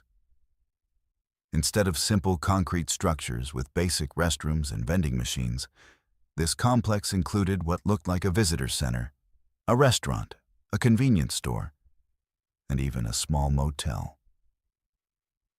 All of the buildings were well-maintained and brightly lit, but eerily quiet despite the number of vehicles in the parking lot. I parked near the visitor center and walked toward the main building, passing other travelers who were moving through the area with the slow, purposeful gait of people who had nowhere urgent to be. They nodded politely as I passed, but their eyes had a distant quality that reminded me of patients in a hospital waiting room who had been there far too long. Inside the visitor center, I found displays about local attractions, historical information about the area, and brochures for tourist destinations throughout Eastern Oregon. But the information was inconsistent and confusing. Some brochures advertised attractions that had been closed for years, others promoted events that had happened decades ago, and a few described places that didn't exist anywhere in Oregon. The woman behind the information desk looked to be in her 40s, dressed in the kind of uniform you'd expect from a government employee, but her behavior was unsettling. She smiled constantly with the fixed expression of someone who had been trained to be helpful, but had lost track of what helpfulness actually meant. "Welcome to the Last Chance Rest Area," she said in a voice that was too cheerful for the late hour. "Are you planning to stay with us for a while, or will you be continuing your journey?" I told her I was just stopping briefly to stretch my legs and get some coffee. But her smile never wavered as she slid a clipboard across the counter toward me. "All visitors need to complete the registration form," she explained. "Just standard information, name, destination, estimated length of stay. Some people find they want to extend their visit once they see what we have to offer." The form asked for basic travel information, but some of the questions were oddly specific. "Are you traveling alone? Do people know your exact route and schedule? How long before someone would notice if you didn't arrive at your destination?" The questions felt less like customer service inquiries and more like an assessment of how missed I would be if I disappeared. I declined to fill out the form and asked about getting back to Interstate 84, but the woman's smile faltered slightly. "Oh, you don't want to leave so soon," she said. "Most people find our rest area very restful. Many of our guests decide to stay much longer than they originally planned." That's when I noticed the other travelers in the visitor center weren't actually doing anything. They were sitting in chairs reading the same brochures over and over, staring at displays they had clearly seen multiple times, or simply standing in place with that same distant expression I had observed in the parking lot. They looked like people who had been waiting for something for a very long time, but had forgotten what they were waiting for. I excused myself and walked quickly back to my car. But as I tried to leave the rest area, I discovered that the exit back to the interstate wasn't where I expected it to be. The road I had taken to enter the facility seemed to have vanished, replaced by a circular drive that led only to different sections of the rest area complex. I drove around the perimeter of the facility for 20 minutes, searching for the exit ramp back to Interstate 84.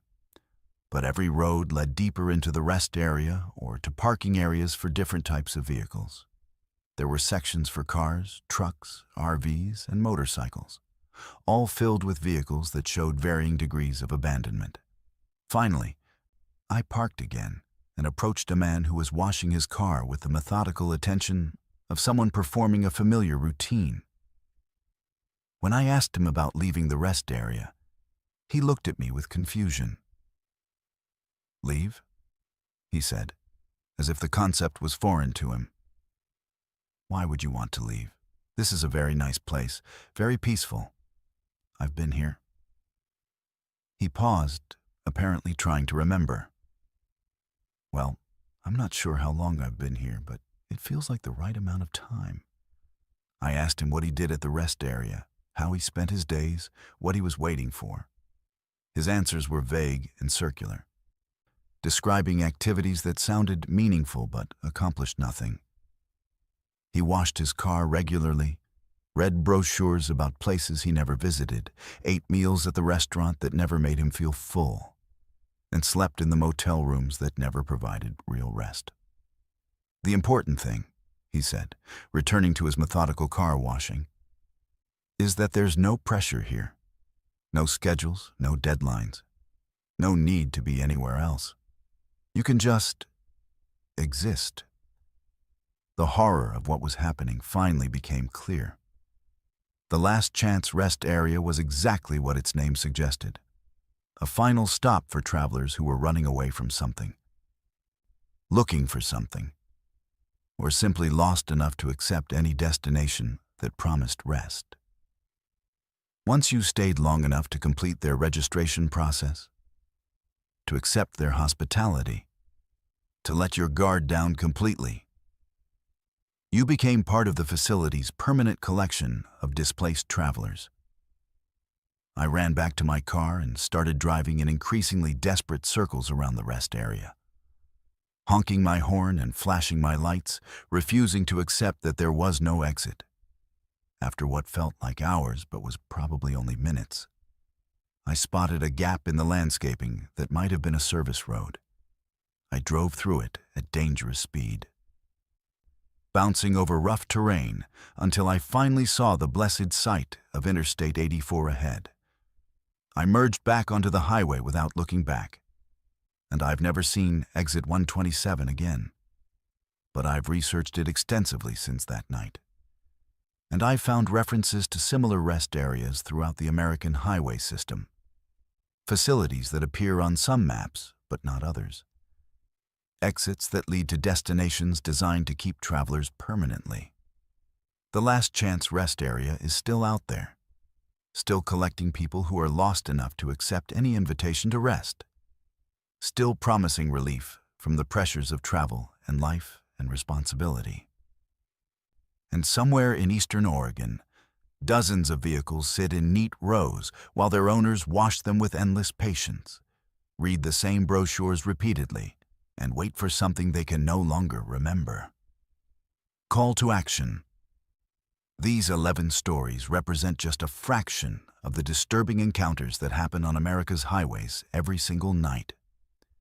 If you or someone you know has experienced something similar, unexplained phenomena on the road, encounters with people who shouldn't exist, or destinations that don't appear on any map, we want to hear from you. The Verified Fears community is built on sharing authentic experiences that remind us how mysterious and dangerous our world can be. Your story could be the next one that keeps people awake at night, wondering what's really waiting for them on those dark stretches of highway. Don't forget to subscribe to Verified Fears. Hit that notification bell so you never miss our latest investigations into the unexplained. Share these stories with anyone who travels frequently. They deserve to know what's out there. And remember, the road less traveled is often less traveled for a very good reason.